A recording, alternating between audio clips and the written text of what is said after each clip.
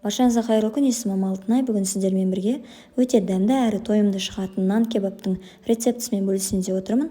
Ол үшін міндетті түрде видеоның соңына дейін қарап, каналыма тіркеліп, жанындағы қоңырау белгісін міндетті түрде басып қойыңыздар. Алдымен ыдысқа 200 грамм жылы су, 100 грамм сүт, 1/3 бөліктегі тұзды, 1 қасық қант, 1 қасық дрожжі салып жақсылап араластырамыз.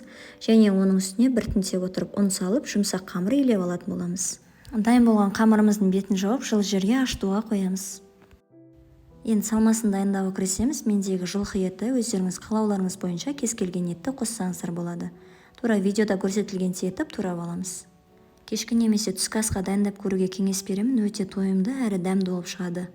Алдын ала қызған табаға май қойып, оның үстіне туралған еттерімізді салып, жақсылап бірінші қуырып аламыз. Содан соң жақсылап сырты ашылған, тазартылған пиязды алып, тура видеода көрсетілгенше етіп, үлкен көлемді төртбұрышты етіп турап аламыз.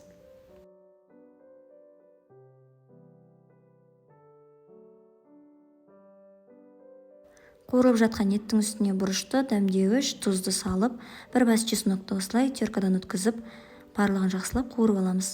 Мен тұз қосқан жоқпын, себебі менің етім тұздалған еді. Бір араластырып қуырып алғаннан кейін, оның үстіне пиязды салып, 2 минут қуырылғаннан кейін 200 грамм суды құйып, тағы да қайнатуға қойып қоямыз. Қамыр ашып дайын болды. Оны осылай видеода көрсетілгенше етіп, бірнеше бөліктерге бөліп, осылай форма жасап аламыз. Барлығын формаға келтіріп болғаннан кейін пергамент төселген табаның үстіне осылай орнатамыз. Және 10 минутқа оны тағы да тындыруға қойып қоямыз. Ішіндегі салмасына бір пиязды осылай жіңішке етіп турап алдым. Өздеріңіздің қалауларыңыз бойынша көк пиязды немесе укропты қоссаңыздар болады. Мен укроп қостым. Екеуін жақсылап турап алғаннан кейін осылай үстіне кішкене тұз сеуіп араластырып аламыз.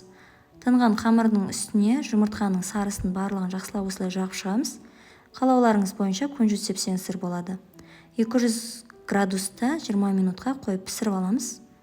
Нанымыз пісіп дайын болып шықты. Осылай видеода көрсетілгенше етіп, ортасын пышақпен кесіп, ортасына салмасын салып, осылай ұсынсаңыздар болады. Көрінісі де өте керемет, дәмі де өте дәмді болып шығады. Егер де видео ұнап жатса, каналыма тіркеліп, лайк басып, комментарий қалдыра кетіңіздер. Барлықтарыңызға ас болсын.